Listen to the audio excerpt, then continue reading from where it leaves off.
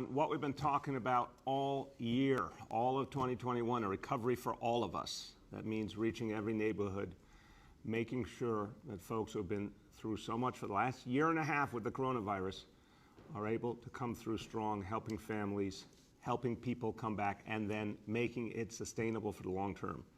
We say recovery for all of us because we intend to do something better going forward. And it's, again, the classic formulation. You heard it from President Biden yesterday, passionately.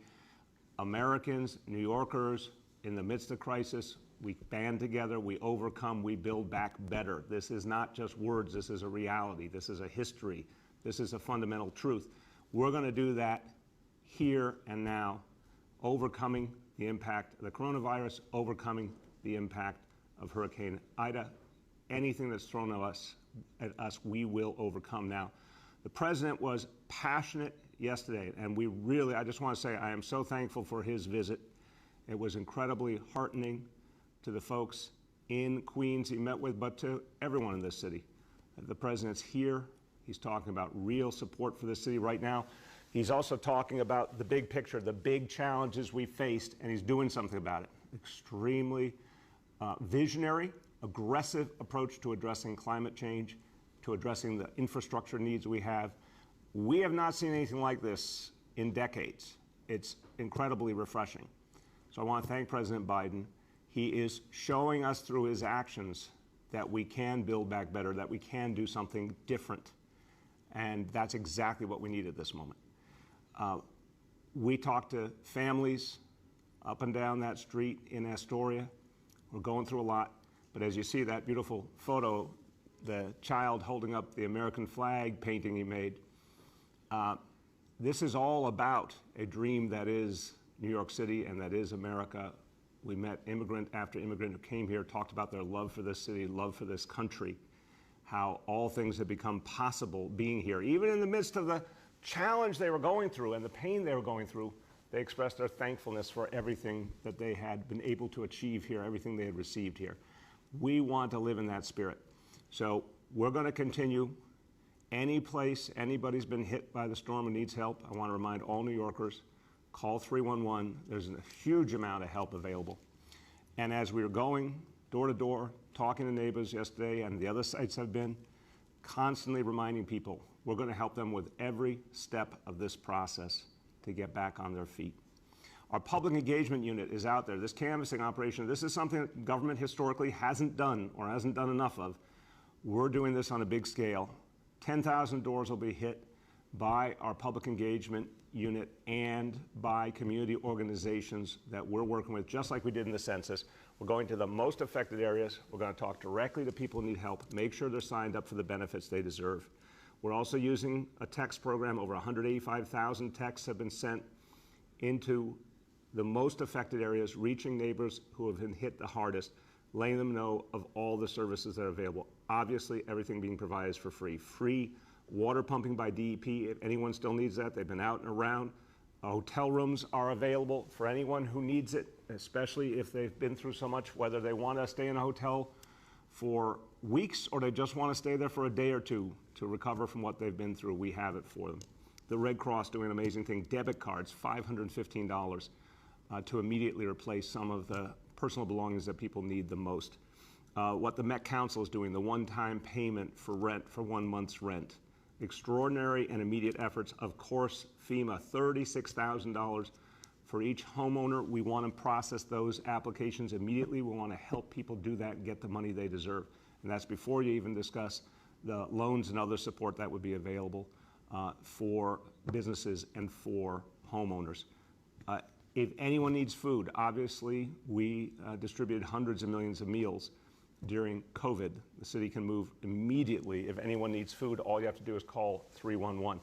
And as we mentioned yesterday, waiving construction filing fees for flood repairs. We want to help people to make the repairs they need, not stand in the way, not cost them additional money.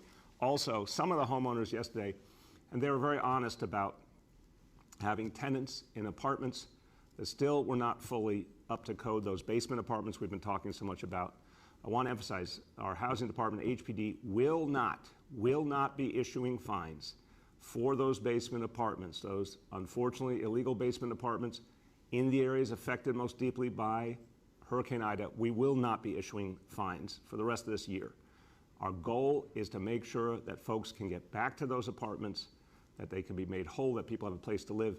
We've got a lot of work to do on the basement issue. It is a very, very difficult one. But right now, we don't want to put homeowners in a double jeopardy. They've just been through a horrible storm. We don't want to hit them with additional fines. We don't want to have a situation where someone who was living in a basement apartment has nowhere to live. We got to get people whole right now, get them to where they were before the storm, and then work to address the bigger problem. And that's going to take city, state, and federal government, because the magnitude is in the many billions of dollars to solve that problem. Now, I want to thank the city agencies. From the beginning of this challenge with the hurricane, our first responders did outstanding work, saved many lives, extraordinary work in absolutely extraordinarily painful circumstances. Since then, agencies have been out, and Forest Department Buildings has inspected over 2,000 homes that were hit by the storm. Again, the hotel programs have been available. Relatively few, right now it's under 300 people have taken it up, but it's available to anyone who needs it. The tow truck task force for emergency management has moved over 1,400 cars. The city cleanup corps has been out there all over the city, removing tens of thousands of bags of damaged items. Small business services helping hundreds and hundreds of businesses. We're seeing a lot of work being done on the ground, and we want to finish the mission. Anyone who needs help, you can call 311. You can go to nyc.gov/IDA.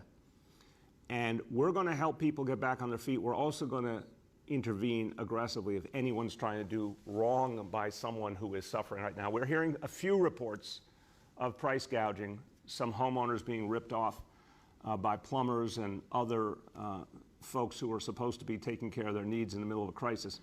This is not a comment on any trade. It's some individuals who are doing the wrong thing. But anyone who is price gouging, anyone who is taking advantage of a homeowner who's suffering or a small business owner is suffering, we're going to get them, and we're going to penalize them. Call 311 if you have any information, anything like that happening. We want to hear about it. We're going to act immediately. The other thing I want to mention, incredible cleanup effort. I have, over the last 8 years, had many an occasion to talk about our sanitation department, the men and women of sanitation, who are extraordinary, who don't get the credit they deserve for what they do day to day. Sometimes they get some credit in the worst of times. I want them to get credit all the time because they keep the city running. After Sandy, their compassion towards people who had lost so much was amazing. They understood how important it was to get the debris out of the way, help people move forward. What they do in snowstorms is legendary. They're at it again now, doing something amazing to help everyone back on their feet, clearing massive amounts of debris quickly, nonstop, since Thursday morning. I want you to hear about from someone who's doing an extraordinary job leading that agency, and a career veteran of our sanitation department, Commissioner Ed Grayson.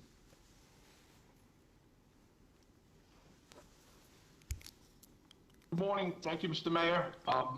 Yes, the Department of Sanitation has been continued to work around the clock, helping the residents affected by flooding, helping them try to recover.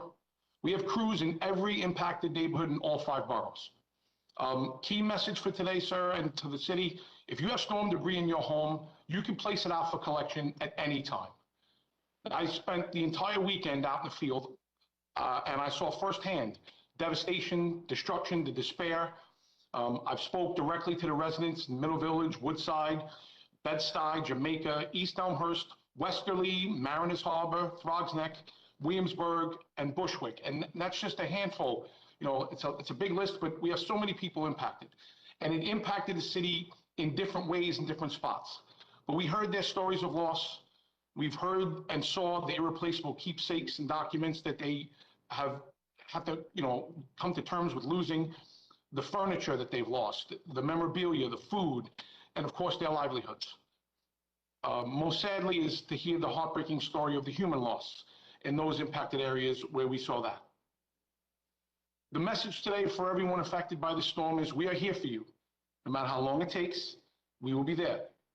Sanitation workers so far since the course of the storm have worked over 42,000 hours on debris removal and storm recovery since Thursday. We've collected at least 9,100 tons of debris throughout last night, and there's still more coming. We will not stop until the job is done. I want to thank our sanitation workers, and I want to thank the local command officers, as well as all the other ancillary support staff at DSNY who've been working throughout this effort, who are committed to this effort. They have proven yet again that they are heroes and that they are there for the people we serve. And to all New Yorkers impacted by this flooding, we're there for you. We will continue to be there for you. And thank you, sir. Thank you so much, Ed. I want to emphasize that stunning number, 9,100 tons of storm debris that's been cleared by sanitation, helping people to move forward, helping them to overcome this horrible challenge. That's extraordinary, Ed. I just want you to please thank all the men and women who serve under your command, because this is an extraordinary contribution to getting people back on their feet. So thank you very, very much. Now, yesterday, we saw a neighborhood hard hit. I talked to so many of the homeowners, heard about their experiences, heard about their lives, heard about what they had gone through, what it meant to them that the help was coming. And every single person said they were so appreciative to see that the city was out there in force to help them. And we said we're going to stick with them till each and every one of their concerns and needs is addressed. Someone who was there and has been representing communities throughout Queens that have been hit hard, including Corona, including Elmhurst, that really went through so much, and he's been on the ground helping his constituents nonstop. I want you to hear from Council Member Francisco Moya.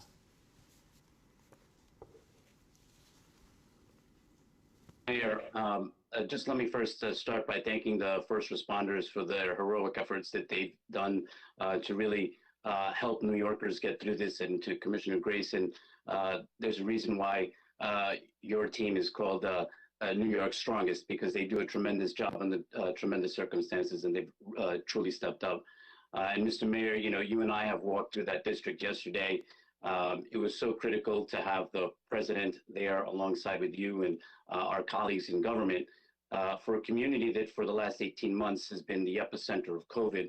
And then to have this happen, the importance of leadership and the importance of seeing our federal, state, and city representatives there really goes to show them that there is hope, that we are not just giving them lip service. The fact that the president approved the disaster declaration for all New Yorkers, like you mentioned earlier, that would give immediate relief up to $36,000 for repairs that they need to have done in their basements, is telling them that we're not just here to, again, just tell them what they want to hear, but we're here to really be on the ground and make sure that their issues are taken care of immediately. And I think you and I have known this, that when we come together as New Yorkers, we're very resilient, and we get through this. We got through COVID. We're going to get through this again. We're now looking at how we can be better prepared, because it's true what the president said. Climate change is real. It's happening. These are no longer one-off storms. These are things that are going to continue to happen in our areas, and we need to ensure that we are protecting all New Yorkers. And it's great that we have all the first responders there, and also the team of folks from your office and from the city agencies that are on the ground, talking to those that have suffered through this storm the most is so critical. And I just want to say thank you for the work that you've done, and thank you to all the staff and all the agencies that are out there 24/7, ensuring that we can get people back into their homes, make sure that they're filling out the applications. The information that you gave is so critical, especially in communities like mine, heavy immigrant communities that don't know whether or not they should apply because of their status, or homeowners who actually have illegal basement apartments and are afraid of getting fined for having that. This is why it was so good for us to be on the ground to talk to folks and ensure that they know that we're here for them. So I want to take this opportunity to thank you, thank the president, and thank our governor as well for being in East Elmhurst yesterday and really putting the people's interests first. So thank you again, Mr. Mayor, for the work that you've been doing on the ground for this. Thank you so much, council member. Thank you. You've been out there. Really appreciate your effort. All right, everyone. We are in the process of helping everyone get back on their feet, but we're also keeping an eye on the weather that's coming. Now, this is abundance of caution. We're seeing a very small report at this moment. But again, what we're going to be doing from now on is giving people information with a sense that we know how rapidly weather is changing now, like nothing we've ever seen before. So right now, we got rain and thunderstorms this afternoon into tonight. The current forecast is 1/2 inch to 1 inch of rain, with the highest chance of heavy rain around midnight. That normally would not be an issue at all. Obviously, we're concerned about folks who are hit that any new water could be a problem, and we're also concerned that we could see more than is projected. So we want to get people to hear immediately there is some rain coming this afternoon, tonight, particularly again around midnight. We want homeowners and business owners to know that so they can take precautions. But we're also going to have our teams out. DEP will be out in force cleaning catch basins, focusing obviously on any areas that were hit hardest by Ida. DOT crews will be out to work on roadway issues. If we see any, sanitation is already out 24/7. They're staying out 24/7 to resolve everything from the storm. They'll keep an eye on catch basins too. So any changes that we see in the course of the day, we're going to be getting immediate alerts out on. All right, now, it's just a few days till something very, very important, one of the most important days of the year, every year. First day of school is a powerful moment for kids, for families. It's something parents look forward to, kids don't always look forward to, but it's an amazingly important day any year. But this year, the first day of school in New York City is going to be one of the most powerful moments since COVID began. This is going to be a moment where we come back, because every single school child is coming back to school on Monday, September 13th. This is going to be one of those game changer days, one of these days that we'll remember when we turn the corner on COVID. So right now, we're seeing incredible work, and I want to thank our chancellor and everyone at the DOE for the work they've done. I want to remind everyone, by the end of last school year in June, we saw almost non-existent levels of COVID in our schools because the health and safety measures were so extraordinary. It was literally the last days of school, 0.03% positivity in our schools. We took every conceivable health and safety measure from around the world, used them all, created that gold standard, the masks, the ventilation, the cleaning, you name it, and it worked. And we saw that with summer rising as well, summer rising hundreds of thousands of kids. Even with the Delta variant out there, summer rising was extraordinarily successful and very, very little disruption, which is a real credit to everyone in our schools and what they do every day, right down to the individual school, the staff, the custodians, the principals, the teachers, everyone, and of course the leadership of our school system looking at the whole picture, working with our health colleagues. But now we have even more, because not only do we have 5.5 million New Yorkers who have had at least one dose of the vaccine, almost 2/3 of our kids, 12 to 17-year-old, have had at least one dose of the vaccine, but every single adult in the schools will be required to be vaccinated. That's going to make an extraordinary impact, and we're continuing this big push with our Vax to School campaign, and more parents, more and more kids come in all the time. We want you to see how much is being done to prepare our schools again to be the safest place to be in New York City. I want you to see a video that really exemplifies this.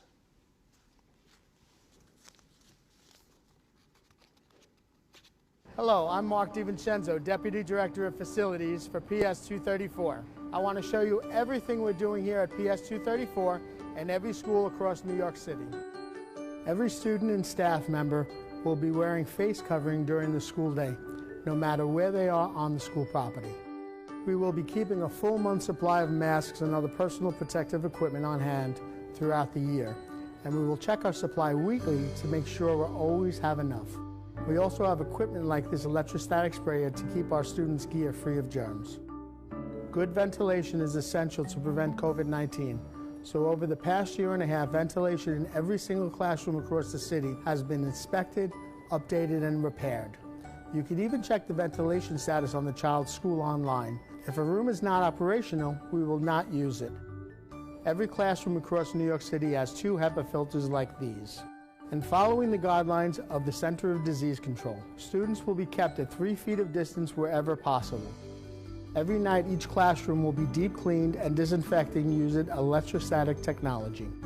We are focused on ventilation in cafeterias and other common spaces too. All cafeterias will have HEPA purifiers. Larger spaces need more powerful ventilation, so big cafeterias like ours are using special high-capacity purifiers made for larger spaces. And of course, all of our kids will separate enough so that they can enjoy their food safely.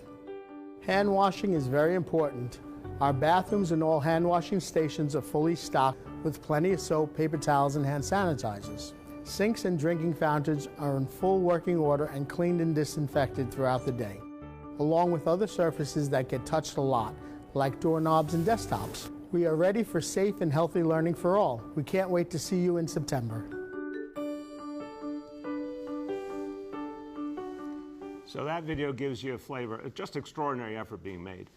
And I want to turn to the person who's leading the way. Our chancellor, from the beginning, was clear. We're bringing back all our kids. Our kids need it, particularly those who have not seen the inside of the classroom for a year and a half, which is absolutely something that has to end. But we have to do it safely. She's been demanding the most rigorous standards for the entire school system, and they're being achieved. I want you to hear directly from our chancellor, Misha Ross-Porter. Good morning, and thank you, Mayor de Blasio. We are 6 days away from the first day of school, and I am so proud to be here alongside my colleagues, Kevin Moran and Rob Williams, to talk to what is being done to ensure every building is the gold standard of health and safety this year. Last week, 234 schools across the city took major damage from Hurricane Ida. That damage ranged from a small amount of basement flooding to entire boiler rooms filled to the ceiling with flood water.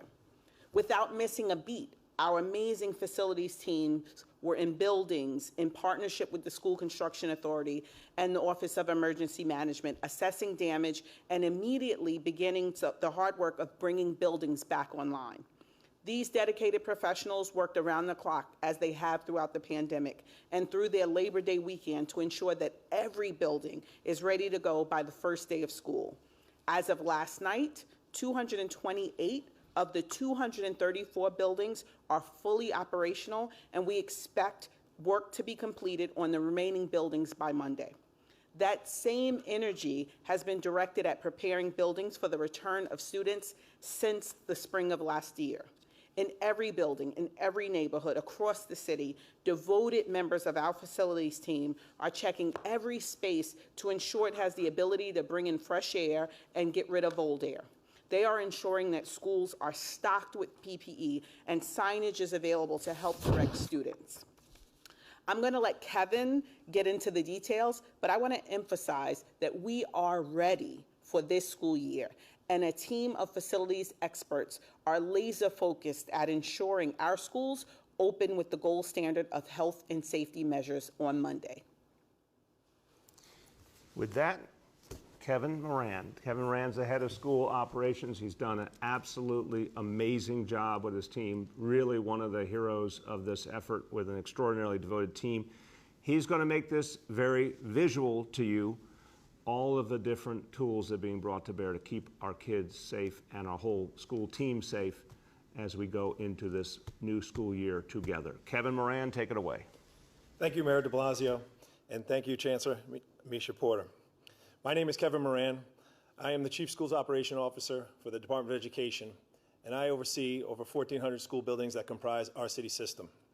Every day, I visit schools across the city, and I meet with parents, I meet with educators, and I meet with school staff, and they all have one question: is my building safe? I'm here to tell you today that yes, our buildings are safe and for all staff, and we're ready for opening, and we have a plan for this fall for each school within our system. In a moment, you'll hear from Robert Williams, our maintenance planner from the Bronx, to talk a little bit more about what this work specifically means to him as he goes to work every day and the communities in which he serves. I'm going to walk you through our multi-layered approach to prevent the spread of COVID-19, all following in full alignment with the CDC guidance. Every layer works together, and if one layer is not possible, like masking during lunch, then other layers pick up the slack to keep people safe. Each layer is very much important, but no layer carries the entire burden of keeping our kids safe. First, we know that ventilation, the ability to bring in fresh air and exhaust old air, is one of our best tools to prevent the spread of COVID-19. Last year, we had all of our buildings citywide inspected by independent third-party engineers, and those results were then posted online, as you heard in the video. We work daily with all of our independent professionals and our facilities teams and labor partners to be sure that we're prepared for the first day of school.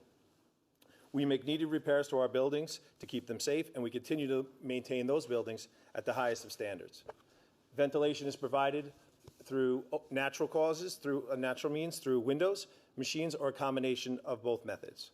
If a building was designed to provide fresh air through windows, we are ensuring those windows are open and provide the necessary amount of airflow.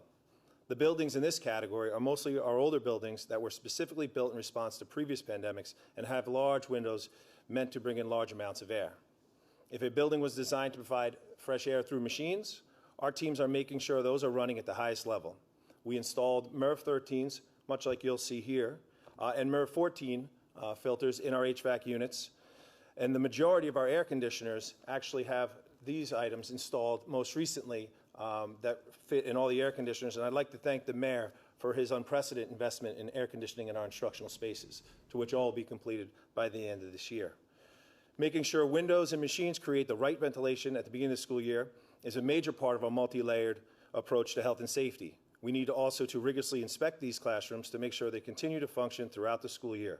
We armed every custodian with devices to check, and you can see the CO2 reader is one that every custodian citywide has to, one, test temperatures in their spaces, but also the CO2 to make sure that the air is being exhausted as students occupy this space.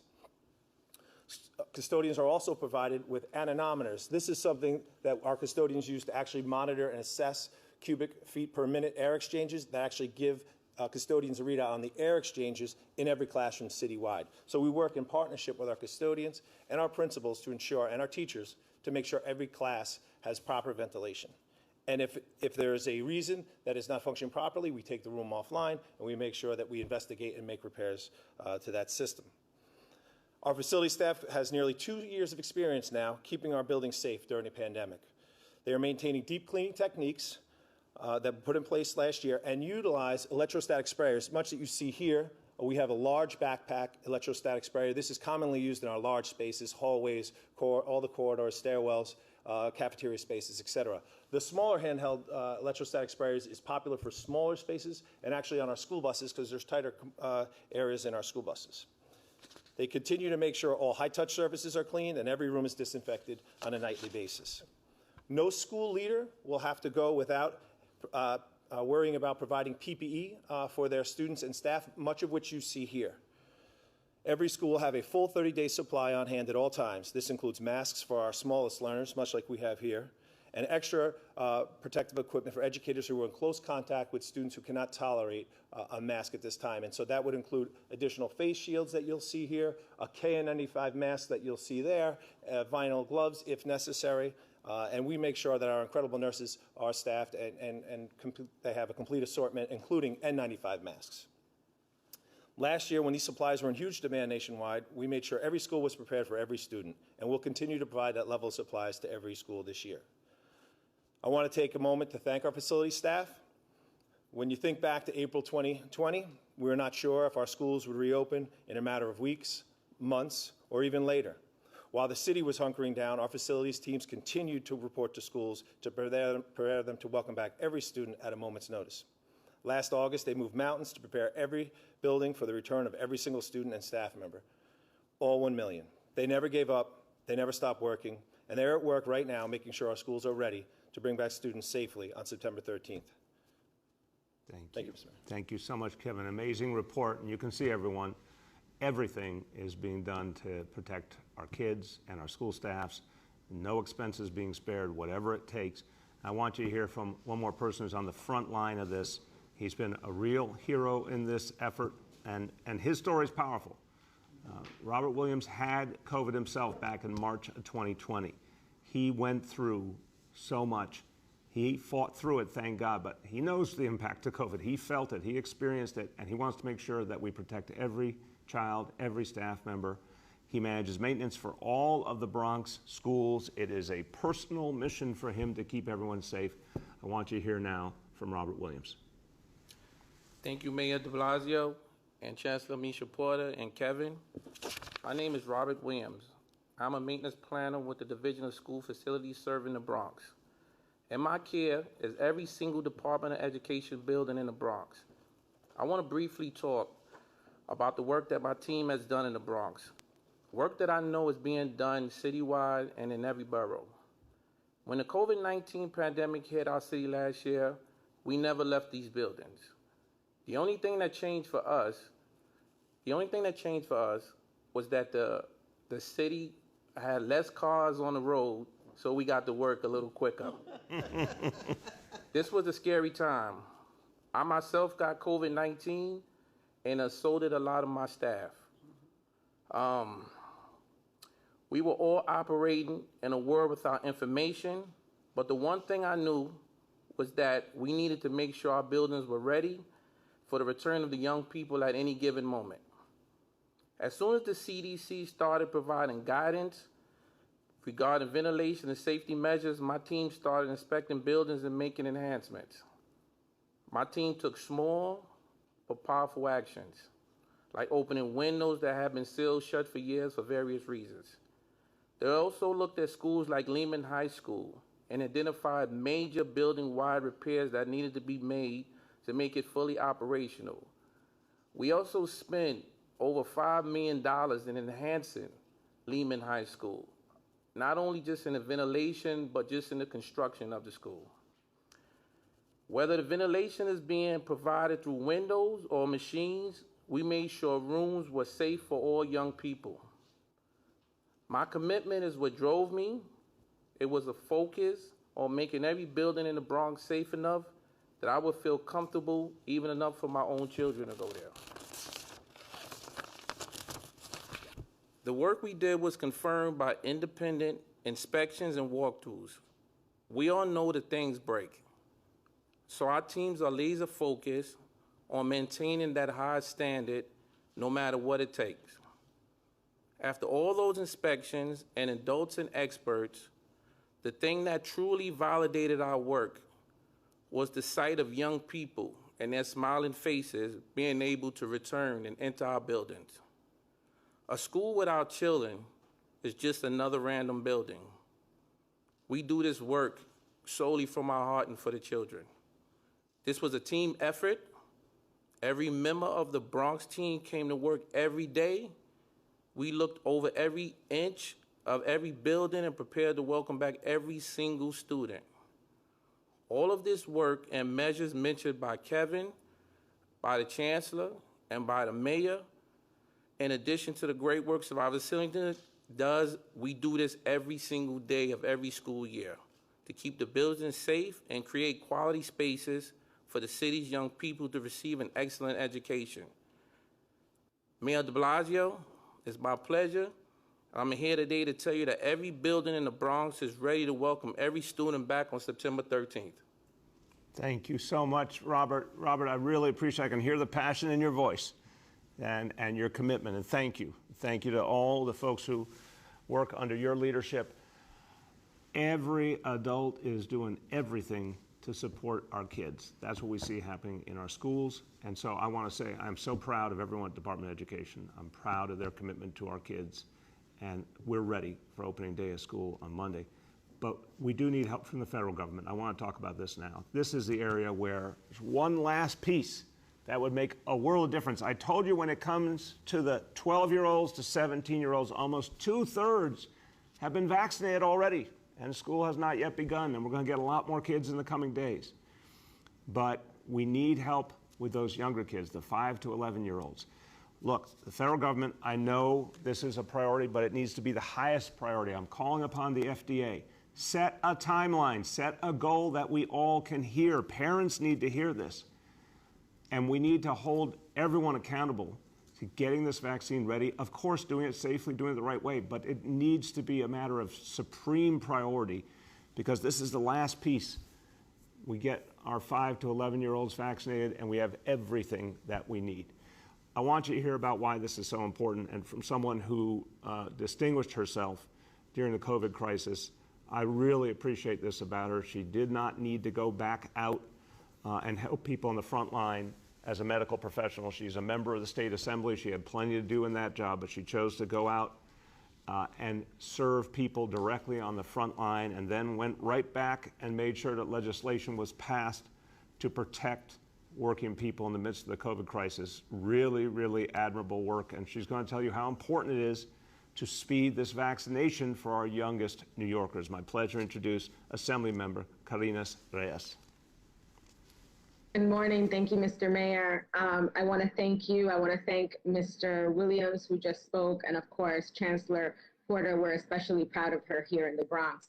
You know, in the community, I've gotten a lot of questions about waning immunity, and I want to make a clear distinction between what it means to have a mild breakthrough infection and what we saw at the height of the pandemic. The reason we were shut down at the beginning of this was because our hospital capacity could no longer take the severe COVID cases we were seeing. And that is not where we are now. We are seeing very mild and rare breakthrough infections in people who are vaccinated, but overwhelmingly people who are vaccinated are protected.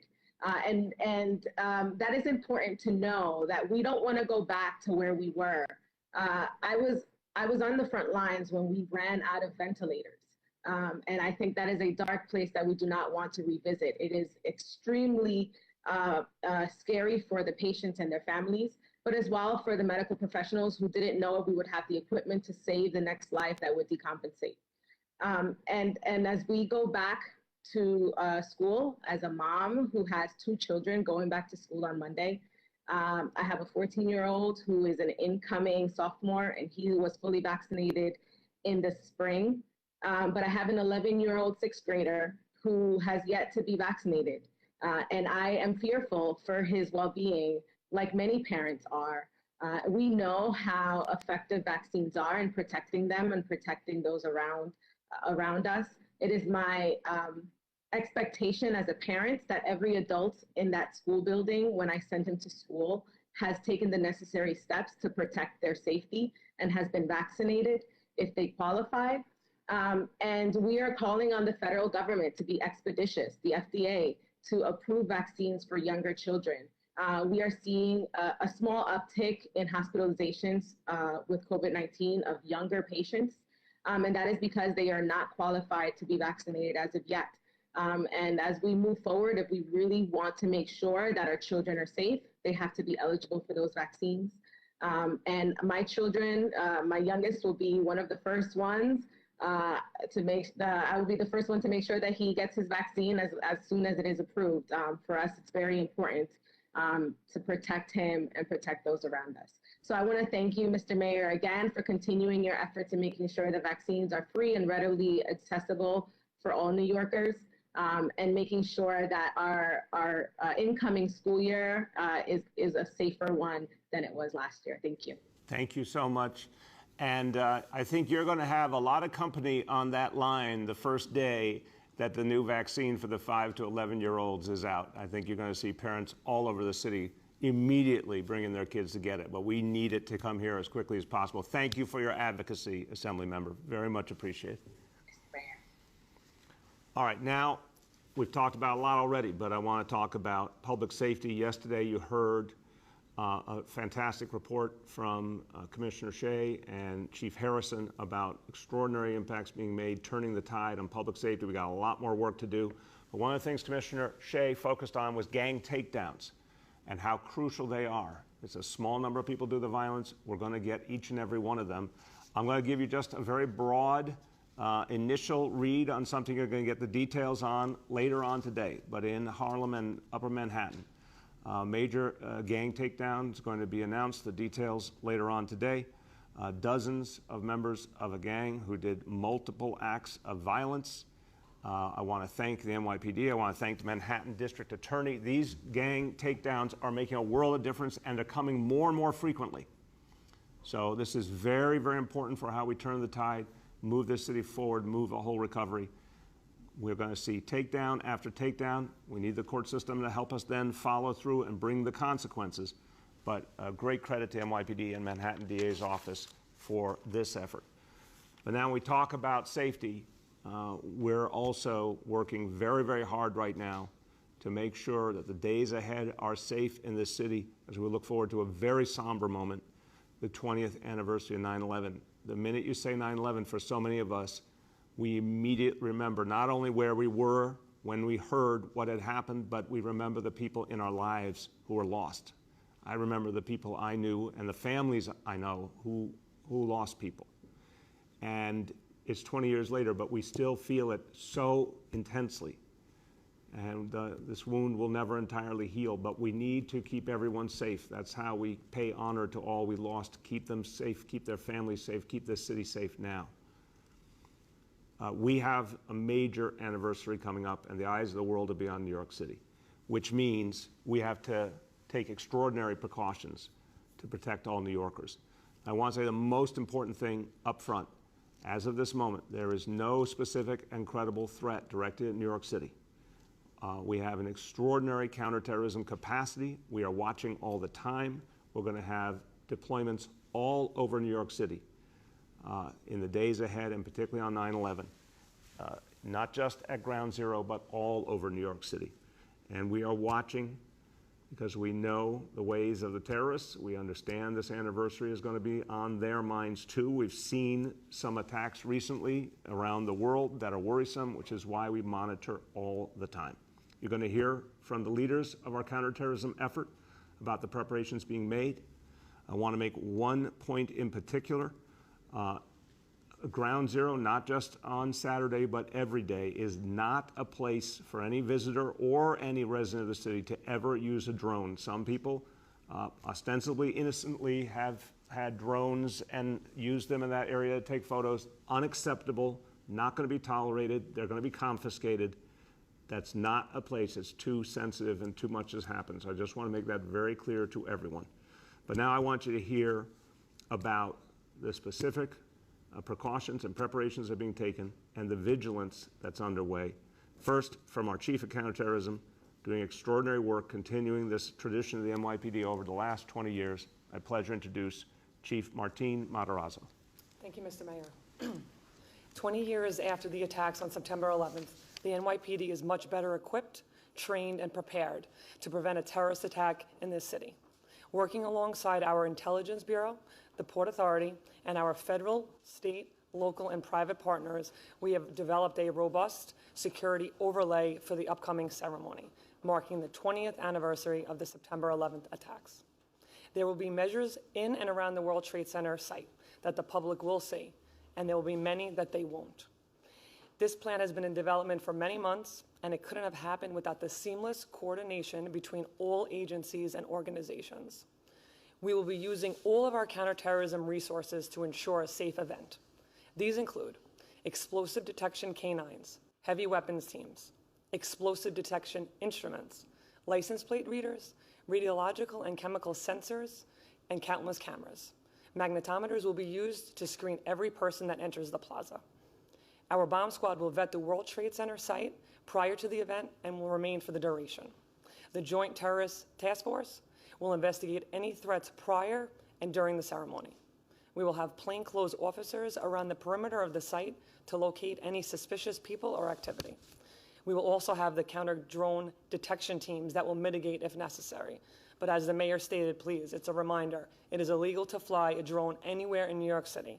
The operator could face criminal and civil penalties, and the drone be confiscated. So we please ask you, don't do it. We are able to devote these resources while still securing locations around the city that could potentially be a target. Our daily counterterrorism deployment will not be affected by what we have deployed at the World Trade Center ceremony. These various layers of security are the result of and a shining example of the tireless work of the men and women of the NYPD. We are confident that the ceremony will be safe and secure, and we will continue to keep our promise to never forget all those lost on that tragic day. And please remember, if you see something, say something to a local law enforcement officer or call 188 NYC SAFE. Thank you. Thank you. And now I want you all to hear from someone who's been not only a leader here in the city, but a global leader in the fight against terror. He's managed our counterterrorism operation for years now, effectively against multiple threats. So much I could say because I've been shoulder to shoulder with him for these last 8 years, but the record speaks for itself, and a lot of credit I give to you and your team. Deputy Commissioner for Intelligence and Counterterrorism, John Miller. Thank you, Mr. Mayor. As you stated, but it's worth restating for the third time, there is no specific credible threat to 9/11 or the events around it. But as you're also aware, sir, because you sat through your threat briefing yesterday, we are treating this as an elevated threat environment. So absent specific information, why? Here's why. We've seen the call to action this year be louder and better organized from terrorist groups than we have seen in prior years. That is probably because this 9/11 remembrance marks the 20th anniversary, but it also comes at the same time as the fall of a U.S.-supported government in Afghanistan, the return of the Taliban, and other factors that are stirring those conversations.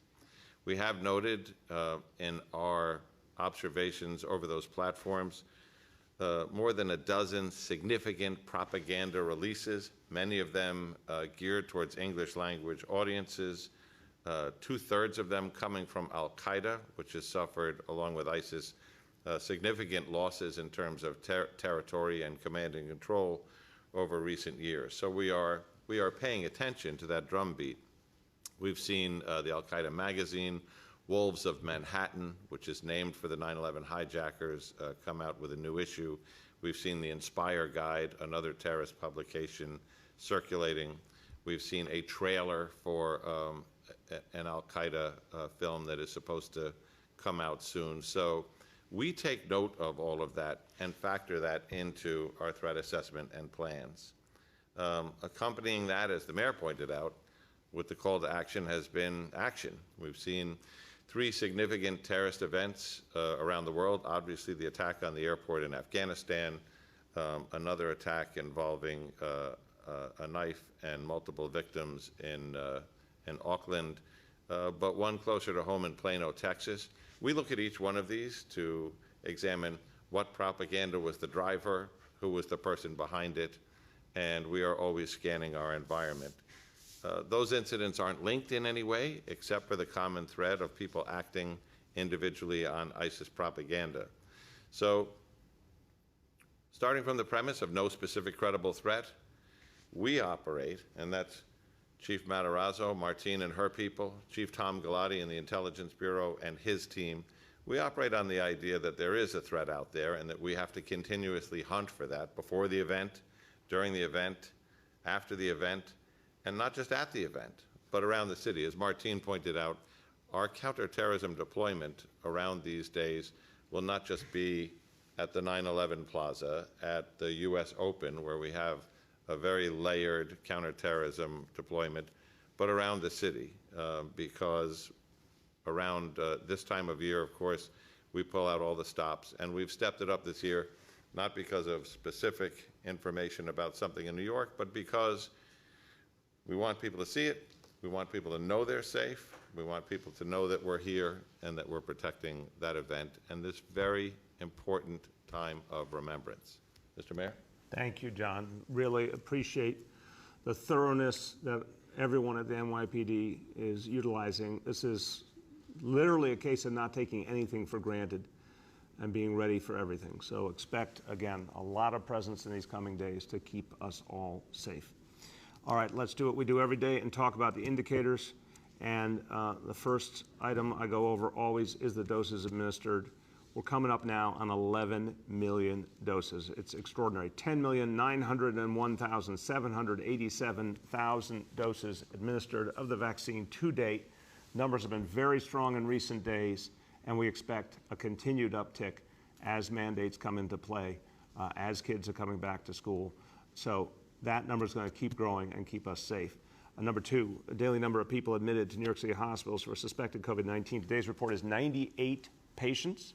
Confirmed positivity level 15.45%. Hospitalization rate per per 100,000 New Yorkers is 1.25. Finally, number 3, new reported cases on a 7-day average. Today's report, 1,327 cases. Say a few words in Spanish. I want to go back to schools opening up Monday and all the safety measures in place for our kids and our staff. Traer a nuestros hijos de vuelta a la escuela es el corazón y el alma de nuestra recuperación. Mi mensaje a los padres es el siguiente: no hay mayor prioridad que la seguridad de su hijo. Por favor, traiga a su hijo para que se vacune hoy y juntos volveremos a la escuela de manera segura. With that, let's turn to our colleagues in the media. Please let me know the name and outlet of each journalist. We'll now begin our Q&A. As a reminder, we're joined today by Chancellor Porter, by Kevin Moran, the head of school operations for the Department of Education, by Martine Matarazzo, the chief of counterterrorism, by John Miller, Deputy Commissioner of Intelligence and Counterterrorism, by Commissioner Grayson, Commissioner Scrivani, Commissioner Doris, Commissioner Sapienza, by Dr. Dave Choksi, and by Dr. Mitchell Katz. The first question today goes to Marla from WCBS 880. Good morning, Mr. Mayor. Good morning, Marla. How you doing? Good, how are you? I'm all right. We got a lot going on, as you can see. Yes, very busy press conference, but you didn't mention anything about the Macy's Thanksgiving Day Parade, and I hear that it's going to take place this year.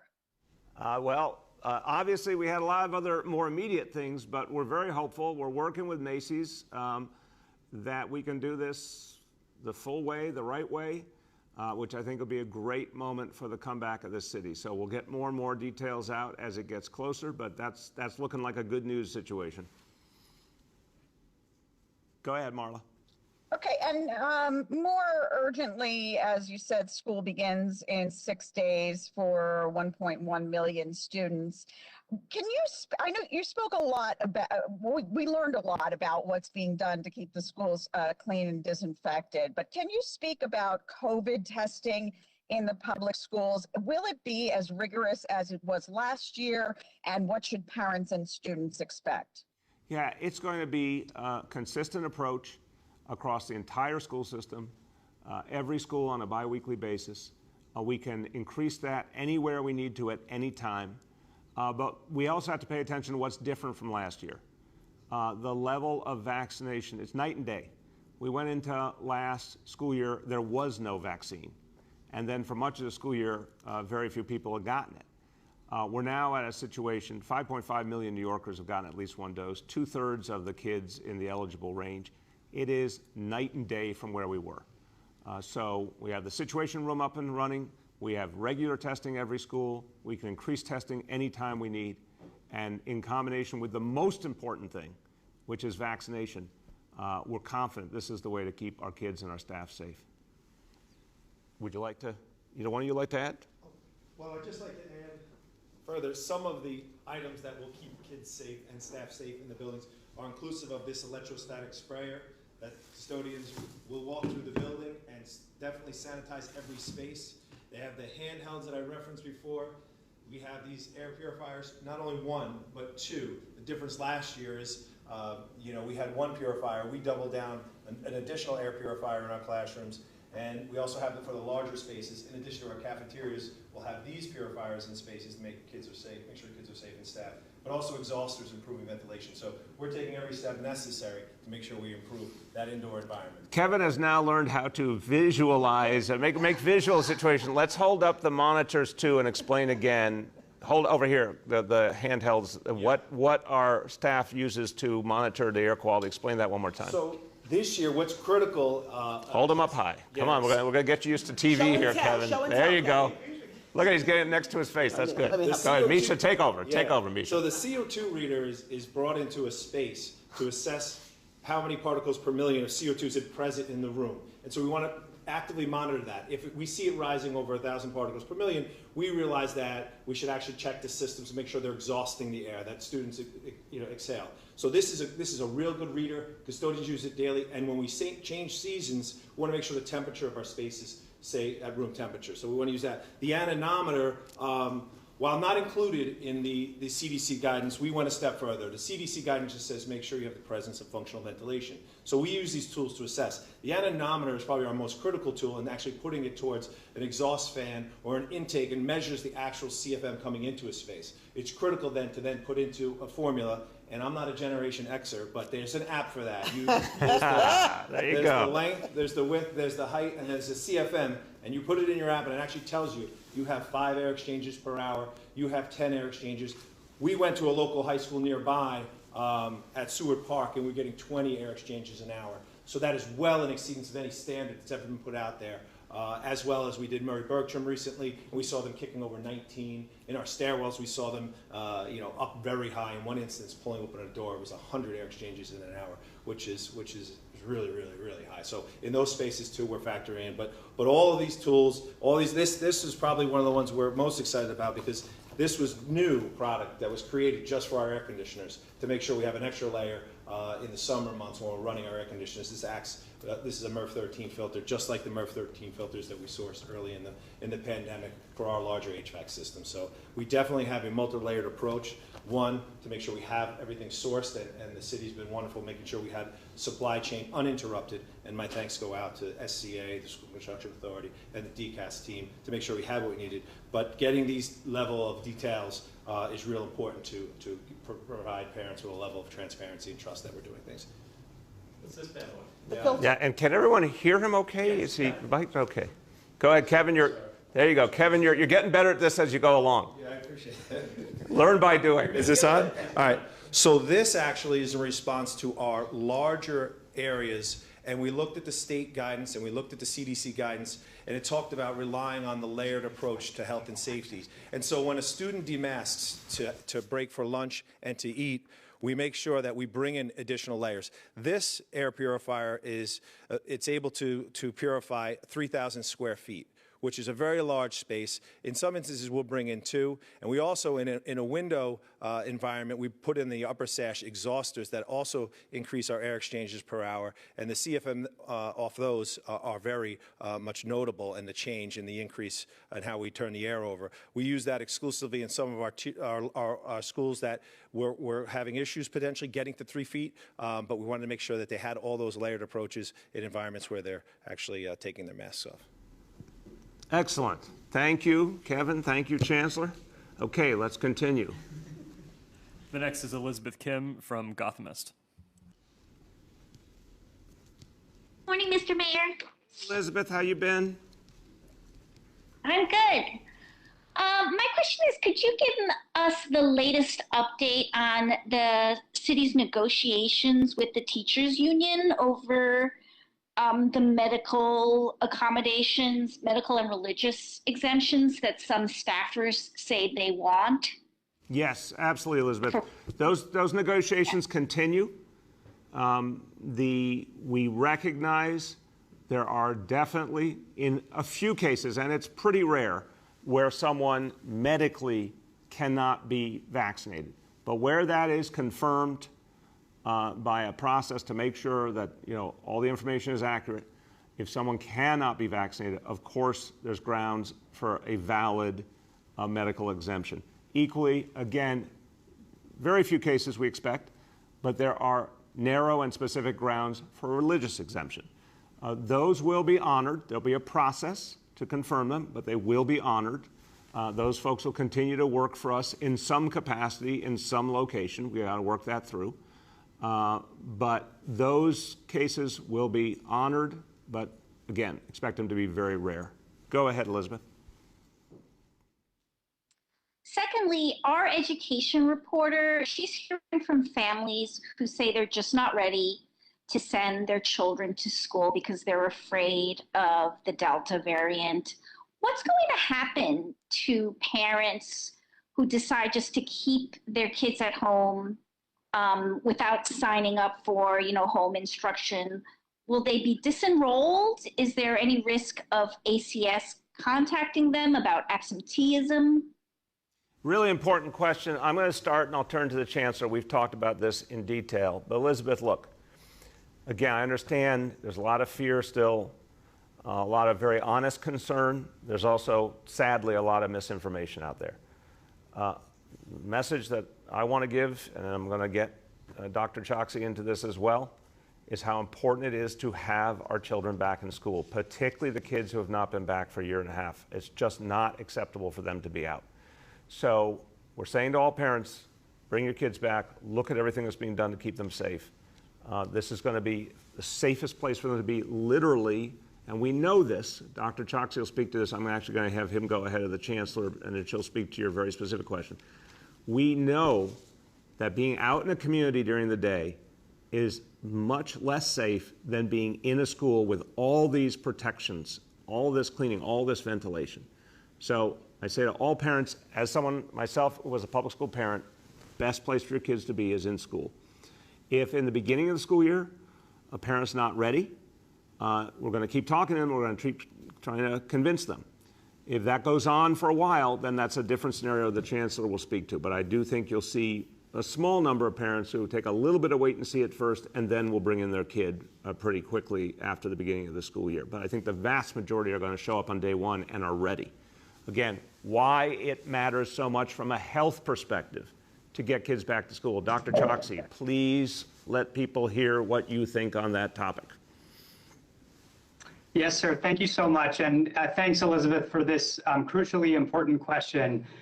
Where I stand is in lockstep with the American Academy of Pediatrics, which has said in its guidance on school reopening that all considerations for school COVID-19 plans should start with a goal of keeping students safe and physically present in school. So let's just take both halves of that. The first part of it, the goal of keeping students safe. As the mayor has said, and as the Chancellor and Mr. Moran went through, the Department of Education has put in place this layered approach to mitigating the effects of COVID-19 in schools to make them the safest place that children can be in, because of the fact that we have widespread vaccination protecting people, because we have all of the interventions related to ventilation, universal mask use, testing as appropriate, as well as the simpler things that sometimes we don't emphasize, but making sure that kids are staying home if they're feeling ill, and doing all of these things in concert, because we know that each individually is important, but together they are the foundation of our approach to safety. And then the second half is about the importance of in-person learning, of actually being physically present in school. And you've heard about this from me before. As a doctor, this is important to me, not just for educational reasons, but because we know it's so important for the long-term physical and mental health of our kids, not just for next week, not even for the entire school year, but over their life course. We know that that is going to be crucially important to their development and their health. Thank you. Amen.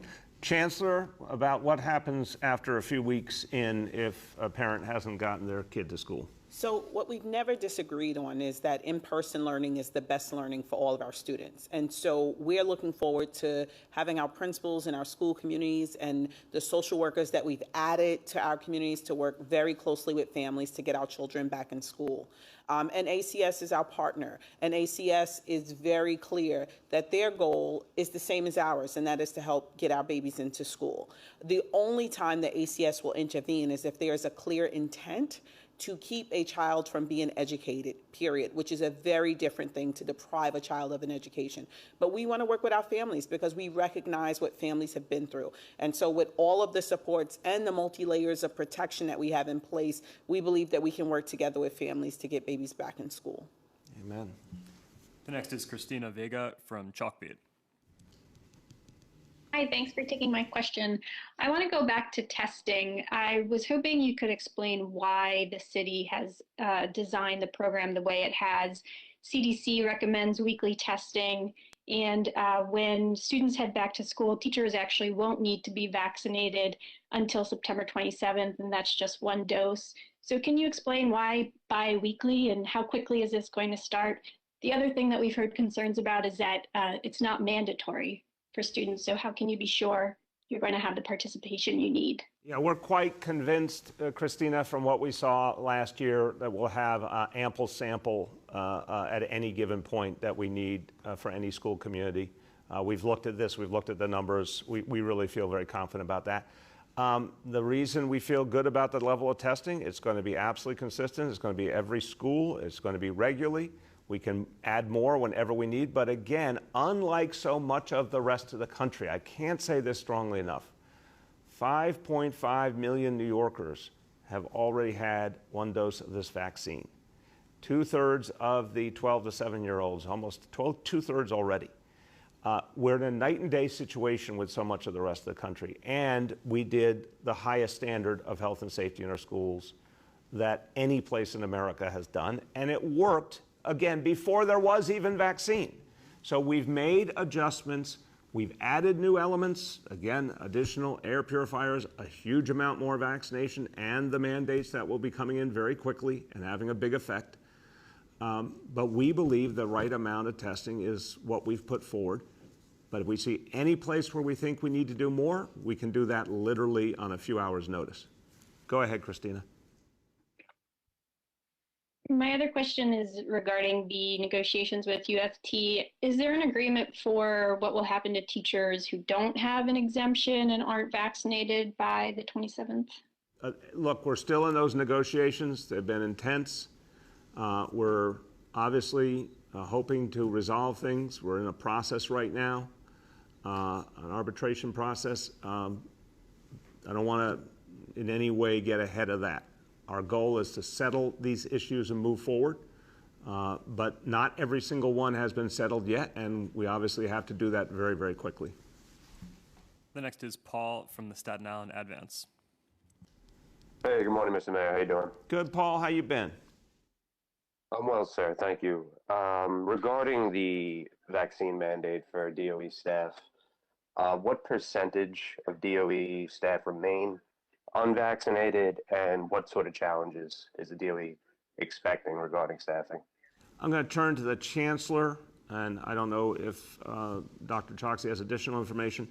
I do want to say, Paul, we're getting more and more information in all the time as more and more employees are reporting their vaccination status, and obviously a lot of people are getting vaccinated right now, so it's an ever-changing situation. But in terms of the latest information we have, Chancellor. Sure.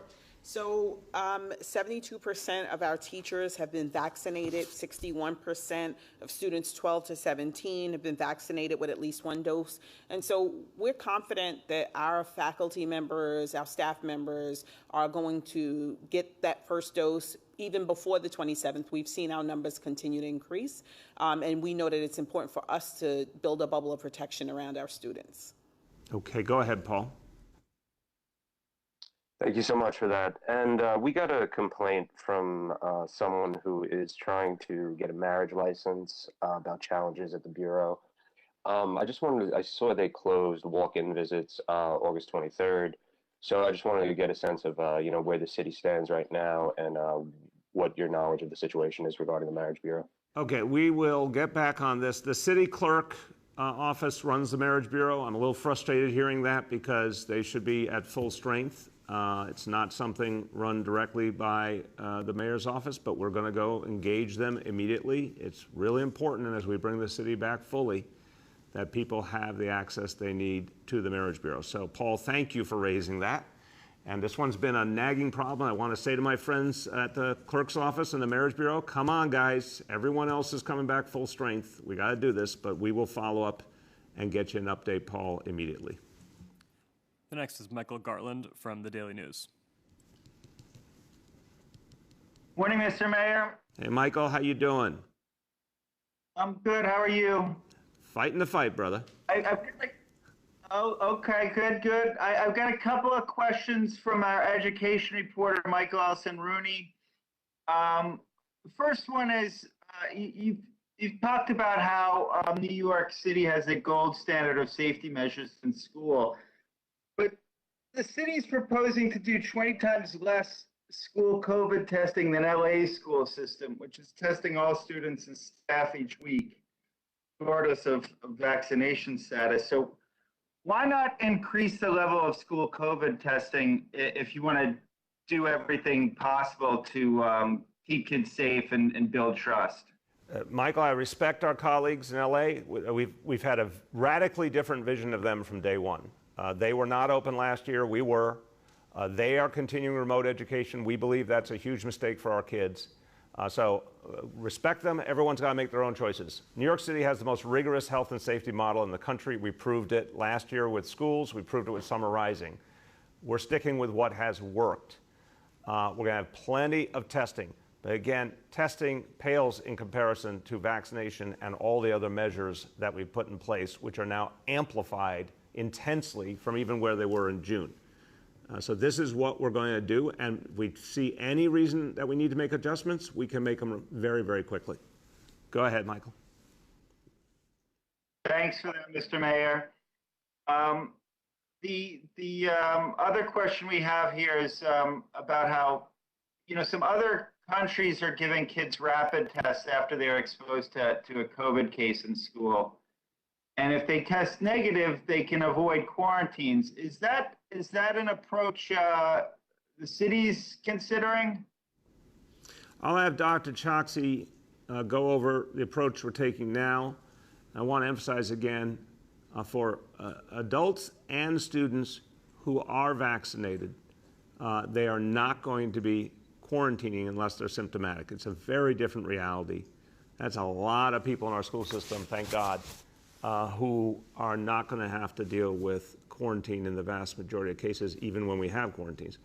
And again, we are pushing hard to get that last group of kids vaccinated. I'm really hopeful that's going to be starting in the next couple of months, and I guarantee you when that starts, there's going to be a huge number of parents who get their kids vaccinated quickly. But in terms of how we're dealing with the standards now and what role rapid tests would play, Dr. Choksi. Thank you very much, sir. Yes, we are using testing to shorten the duration of quarantine in some cases, particularly when you have an unvaccinated child who has an exposure, meaning they meet the definition of being a close contact. They can test on day 5, and then if the test is negative, then it shortens the duration of their quarantine from 10 days to 7 days. So that's one way in which we are ensuring that we're using testing to minimize disruption with respect to in-person learning, which is one of our key goals, as has been mentioned. In terms of the rapid testing that you're mentioning, we are following the evidence on this. There are some other places around the world, around the country, that are testing these approaches. We have to understand precisely how they will work in balancing the considerations of interrupting the spread of COVID while maximizing in-person learning. So we'll continue to follow that, and as always, adjust our approaches as warranted by scientific updates. Thank you. Thank you. The next is Julia from The Post. Hey, Mr. Mayor, how you doing? Doing good, Julia. How are you today? I'm pretty good. I have another DOE question, but a bit of a different topic.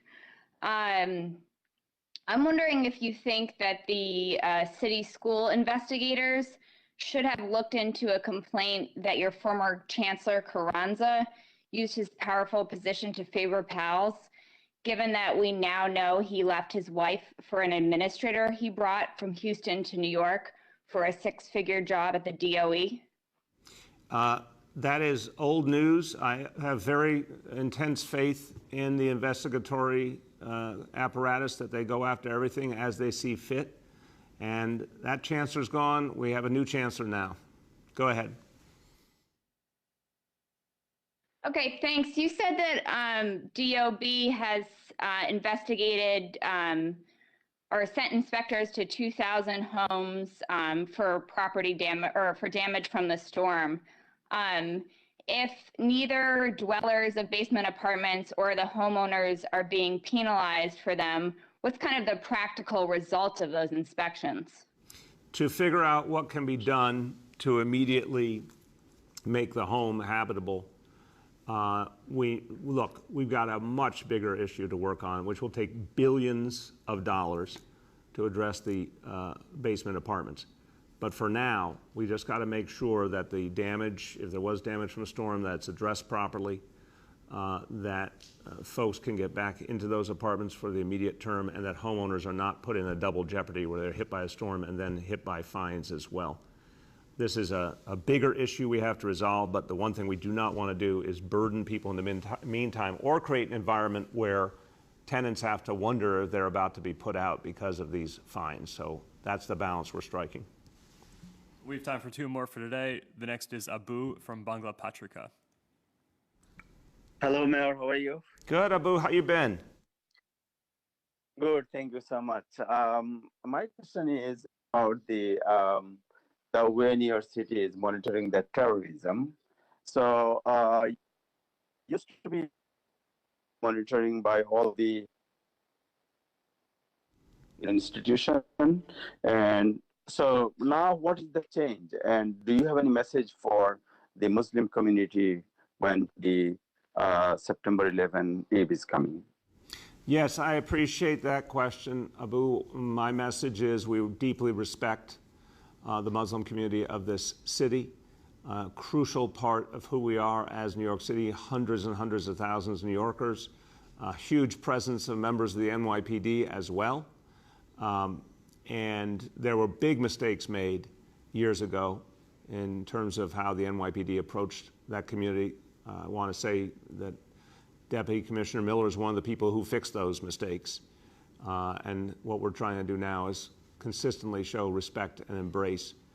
A lot of Muslims lost their life in the Twin Towers, like so many other New Yorkers. So we're moving forward together. That is my message. Go ahead, Abu. Okay, so the second question is there any suggestion for the parents who are raising their kids, the Muslim community? Does Mr. Miller have, because he's an expert on it, does he have any suggestion how they can observe their kids, young kids? Abu, are you saying how to address the issues going on in the world with their kids? Is that what you're saying in effect? Yes. I think, well, I'm going to start and I'll turn to the Commissioner. I think it's the same way all parents of all faiths need to continually listen to children, listen to their fears and frustrations. If they are getting information that's pushing them in the wrong direction, look, we deal with many, unfortunately, negative influences of all kinds. You can talk about terrorism, but you can talk about gangs, you can talk about many other challenges that young people are exposed to. I think parents have to listen. They need to be attentive as best possible to what's going on in their kids' life. And if they need help, seek help. If it's a mental health issue or something where a parent doesn't know how to handle a child's emotional situation, any parent can call 888-NYC-WELL any hour, any day, any language for free. Our schools are going to be providing a tremendous amount of support for kids. We're doing mental health screening for all kids coming in the door. But if it's not a mental health issue, it's a different kind of issue. The whole thing is communication and seeking help if a parent doesn't know how to deal with the situation. Commissioner, I think if you have any advice to parents, if they think a young person might be experiencing negative influences, we welcome your thoughts on that. So I think our experience has been, and we've done an awful lot of outreach to the Muslim community between our community affairs team under Chief Jeff Madry, between the police commissioner's visits and my visits to multiple mosques to redefine our relationship with that community. Abu, to zero in on your question, this is about how parents should help to guard and protect their children. We think of Muslims in this context as first Americans. They are citizens of this country like everyone else, and then second, New Yorkers. So that means that their kids, as they themselves will face all the problems that any other family faces here. That means, what are your kids doing online? what influences are they getting from the neighborhood? So what do people worry about with their kids in cities? They worry about online activities, they worry about gangs, they worry about drugs, they worry about having the right friends. That's no different for Muslim New Yorkers.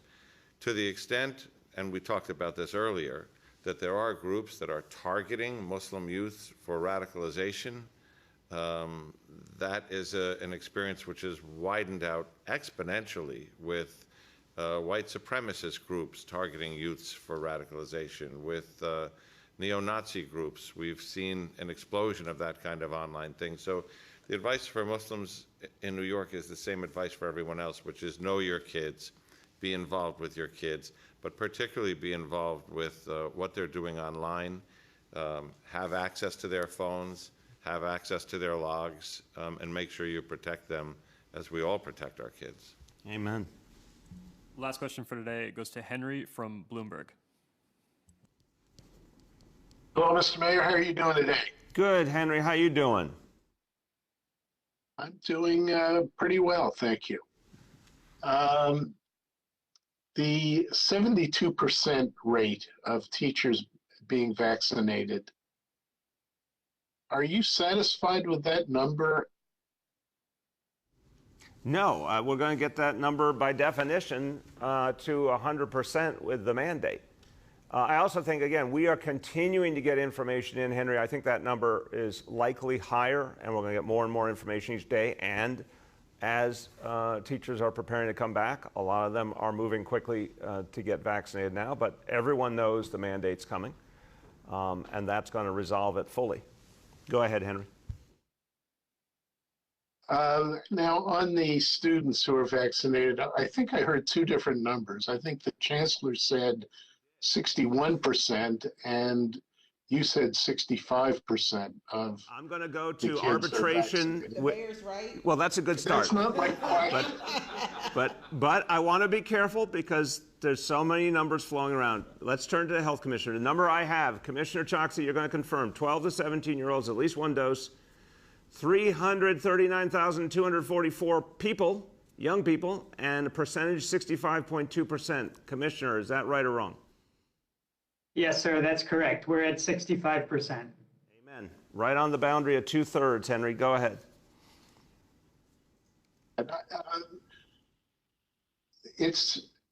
Isn't it problematic that kids, that you don't know who is vaccinated in these schools and who isn't? There's no, there's no registry. So wouldn't it be important to know who is vaccinated? I'll turn to the chancellor. I think in the school community, for a variety of reasons, that information will be available, including remember that if there is a situation wherever even in a single classroom quarantine is needed, it will be determined differently according to whether someone is vaccinated or not. But Chancellor, in terms of how we're using the portal and other approaches and the communication with parents about their kids' situation, why don't you speak to that?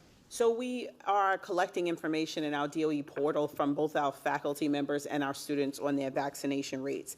And so that is open now. We've had students and families and teachers already uploading the vaccination status, which is why, we actually do believe our numbers are higher than those listed because we're getting information every single day.